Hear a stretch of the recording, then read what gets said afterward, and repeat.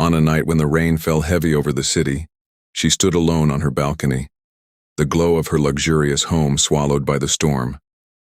Claire had built her life, thriving career, a beautiful daughter, and a world where everything seemed perfect. But in that moment, something inside her cracked. She felt a presence she couldn't ignore, as if the silent click of his footsteps on the wet pavement carried a weight far beyond the years that separated their worlds. He came to her life carrying nothing but a simple box, his grief still raw, his past buried in small-town whispers. In that sudden collision of two lives, her world of privilege and his world of quiet struggle, something shifted, and neither of them would ever be the same. Before we dive deeper, let us know in the comments where you're watching from. We'd love to hear from you, and don't forget to hit that subscribe button so you never miss any of our upcoming videos. Isabella Grant was the kind of woman whose presence commanded attention without her ever asking for it. At 42, she was the CEO of one of the most respected interior design firms in the country, a single mother raising her 14-year-old daughter Lily in the grandeur of a sprawling estate that overlooked the lake. Her life was polished, enviable, yet within that perfection, there was a loneliness she rarely allowed herself to acknowledge. On the other side of the city, Michael Ross lived in a modest two-bedroom home that still carried the faint scent of the wife he had lost 3 years earlier. As a handyman, he earned just enough to keep food on the table for his 10-year-old son Ethan, whose quiet eyes held more maturity than his age should allow. Their worlds should never have touched. Yet, one rainy evening, fate brought them face to face, setting off a chain of events neither could have anticipated. Who was really protecting whom? Why did someone want to destroy their relationship? And what past secret could ruin everything they were beginning to build together? As Isabella hosted glittering soirees beneath chandeliers, Michael spent his evenings repairing neighbors' broken fences. Yet, in the quiet spaces between their two very different lives, an invisible thread was pulling them closer, closer to each other, and closer to a truth that would change everything. Isabella Grant had learned long ago that trust was a fragile currency, and in her world, it was one most people could not afford. Years before, her marriage had shattered in the glare of public scandal, a betrayal by her ex-husband that left not only her heart bruised, but her name dragged through whispered conversations in the city's social circles. Since then, she had built an impenetrable life, days spent in her sunlit office sketching visions for clients who paid fortunes for her touch, evenings orchestrating elegant gatherings beneath the chandeliers of her estate, and nights tucking Lily into bed with the assurance that nothing, no one, could touch their safety again. To the outside world, Isabella was the image of success, refined, untouchable, radiant in her tailored dresses and quiet confidence. But in the stillness of her bedroom, when the house was silent and the lights dimmed, she would sometimes stare at the ceiling and feel the ache of a life that looked perfect, but felt hollow. Michael Ross's world could not have been more different. His mornings began before the sun, the air cool and damp as he repaired fences for neighbors, sanded wood for a porch swing, or replaced the creak in a gate. Each job paid modestly, but enough to keep the pantry stocked, and Ethan clothed. Evenings were his favorite. Home-cooked meals shared at a small kitchen table. The sound of Ethan's laughter filling the space that for the past 3 years had also echoed with absence. His wife Emily had been gone far too soon, and her absence lingered in the quiet moments. The way her handwriting still graced recipes in the drawer, the framed photograph that neither father nor son could bear to move, the scent of her lavender shampoo that sometimes seemed to drift from nowhere at all. Michael bore his grief quietly, keeping his head down, his heart steady.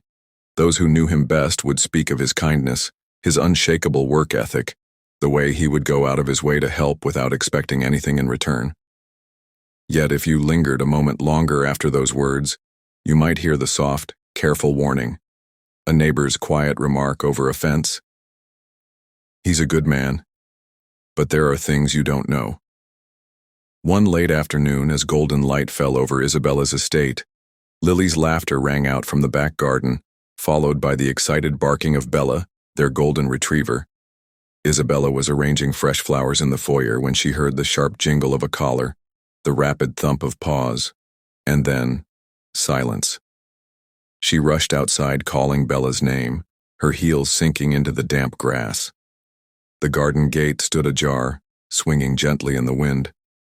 Heart racing, she followed the faint sound of barking down the narrow path toward the edge of her property.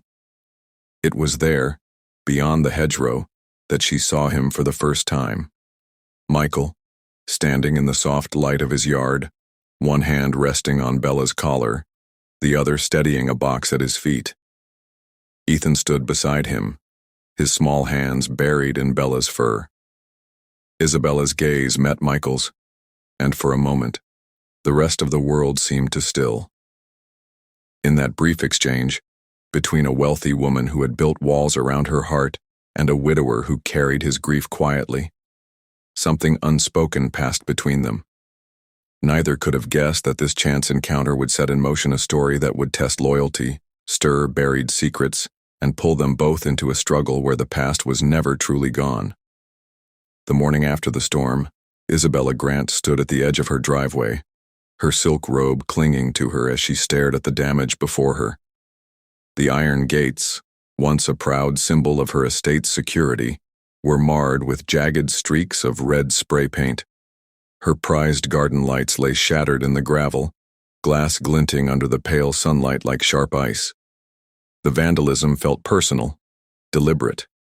Lily hovered nearby, arms crossed, glancing nervously toward the street as if the perpetrator might still be watching. Hours later, Isabella reviewed the grainy footage from the security cameras. Through the distorted frame, a figure moved in the darkness, a man, tall, broad-shouldered, wearing a hood. The footage was too blurred to be conclusive, but the shape, the gait, they reminded her uncomfortably of Michael Ross. Her jaw tightened, and for a moment, she considered calling the police. But something, perhaps the memory of his steady eyes the day they met, kept her from dialing. Instead, she did something that made no logical sense. She called him. The fence needed mending, the gates needed restoring, and despite her doubts, she offered him the job. When Michael arrived, he didn't ask questions about the vandalism. He simply rolled up his sleeves and set to work, the sound of his hammer echoing in the still air. Isabella found herself watching from the window more than she meant to, searching his movements for something, anything, that would confirm or disprove the suspicion gnawing at her. It was Lily who made the discovery. While wandering curiously near Michael's open toolbox, she noticed a small silver locket tucked into a side pocket. She lifted it gently, the delicate chain pooling in her palm. The clasp clicked open, and inside, a tiny photograph stared back. A woman, smiling softly, her hair falling in waves over her shoulders. Lily's eyes widened. The woman looked strikingly like Isabella. When Lily brought the locket inside, Isabella's breath caught. Her fingertips hovered over the image as though touching it might summon an explanation. She glanced out toward Michael, still working silently by the gate, the rhythm of his hammer unbroken. She didn't know it yet, but that locket would change everything. Isabella became quieter in the days after the locket appeared. At first, Michael chalked it up to her being busy. Meetings, events, endless phone calls. But there was a shift in her gaze, a hesitation in her voice. She began asking casual-sounding questions to people in town, though her tone betrayed the weight behind them. Mrs. Landry, the elderly neighbor, insisted Michael was a kind man who'd give you the shirt off his back. But a shop owner downtown told her in a hushed tone that Michael kept too many secrets for his own good, and then there were those who shrugged, saying they didn't know him well enough to say anything at all. The conflicting stories only deepened the unease curling inside her. Michael felt it, the way her eyes lingered on him a moment too long, the way her laugh came less often. One afternoon, as he fixed the final hinge on her gate, he caught her watching him, her lips pressed into a thin line.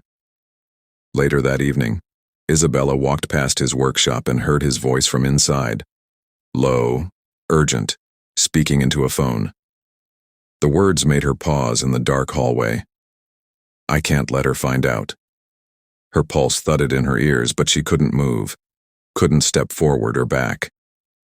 In the following days, small fragments of information surfaced, each more unsettling than the last. She caught sight of two officers at Michael's modest home one morning. Her heart leapt, but she later learned it was about an old, unpaid debt, not a criminal matter. Still, the sight had planted another seed of doubt. Then came the whispers about a woman who had gone missing years ago. A woman some claimed Michael had been close to before his wife's death.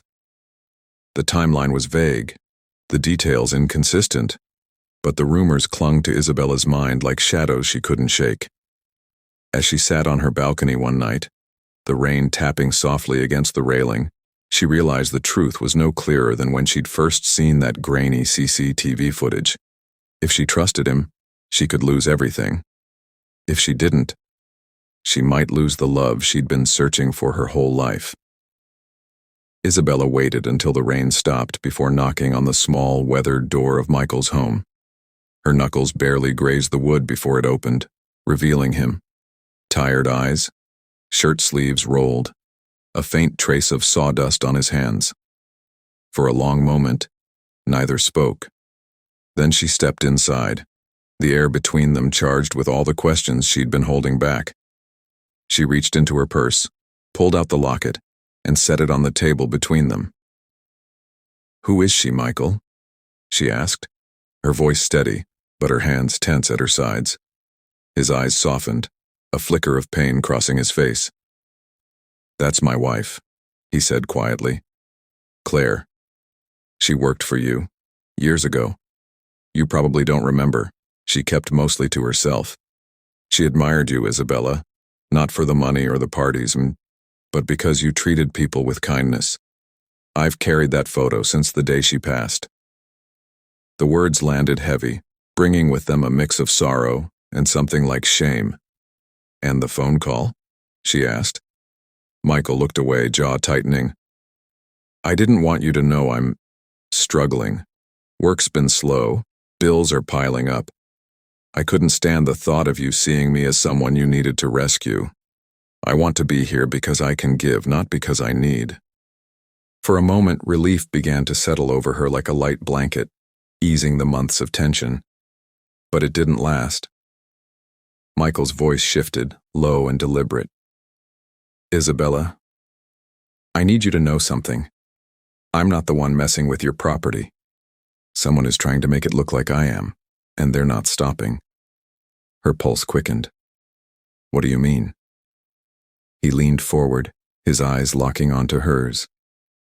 "While I was fixing your gate last week, I found one of your garden lights smashed, and it had been placed in my truck, like they wanted you to find it there. Whoever's doing this knows where you and I stand, and they want to tear it apart." The late afternoon sun dipped low, casting long shadows across Isabella's sprawling yard, the repaired fence standing firm where it once leaned. Weeks of suspicion, sleepless nights, and half-truths had led her here, to the moment where the pieces finally fit. It was Michael who handed her the last piece of evidence, a small weather-worn camera he had discreetly installed during his repair work. "I thought if I could catch whoever it was, I could prove to you I wasn't the one hurting you," he said quietly. Isabella took the device, scrolling through the grainy footage until the figure came into view. Her ex-husband's longtime business partner, slipping through the side gate under the cover of darkness, smashing lights, scattering debris and spraying the gates. The motive became clearer with every word Michael spoke. "He's been trying to rattle you, to get you so distracted you'd sell the company, and he knew if he could make you turn on me, you'd be completely alone in it." Her chest tightened, a mix of rage and gratitude swirling in her heart. She met Michael's gaze, the same steady, unflinching eyes that had looked back at her the day her dog wandered into his yard. When the authorities came for the arrest, Isabella stood beside Michael, her hand brushing his. "You could have walked away," she murmured. "I couldn't," he replied, voice low but certain. "Because somewhere between fixing your fence and trying to clear my name, I fell in love with you. And I didn't want your money, Isabella. I wanted your trust. The tension in her shoulders finally eased.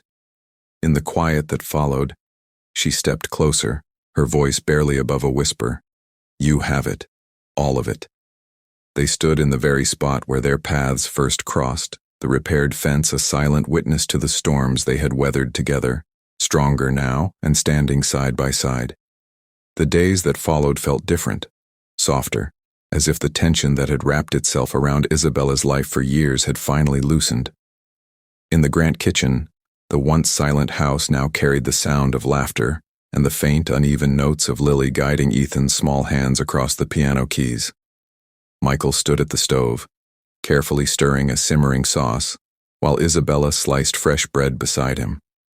There was no grand dinner party, no curated table setting, just the simple comfort of a shared meal, and for Isabella, that felt richer than anything her estate had ever held. In the quiet moments, she found herself reflecting on the meaning of wealth. She had spent years protecting her assets, her reputation, her guarded heart. But here, watching Michael lean down to taste the sauce, and hearing Ethan's delighted laugh as Lily hit a wrong note on purpose, she realized the most valuable things couldn't be stored in a bank account or locked behind gates. Archival-style memories began to weave through her mind. Michael in the rain that first night, the locket glinting in Lily's hand, the fence in ruins, the moments she had doubted him. Now, seen in full context, each one shifted. The locket was no longer a symbol of suspicion, but of love lost and cherished. The rain wasn't the night danger came, but the night something new began, and the fence, once a line that divided them, had become the bridge that brought them together. One evening they all sat on the back porch, the repaired fence stretching out before them as the sun dipped low. Isabella leaned her head against Michael's shoulder, his arm around her. You know, she said softly, I used to think I needed to protect everything I owned. But now, I just want to protect this. Michael glanced toward Lily and Ethan, still playing the piano inside, and gave a small smile. Then we're both the richest people in the world.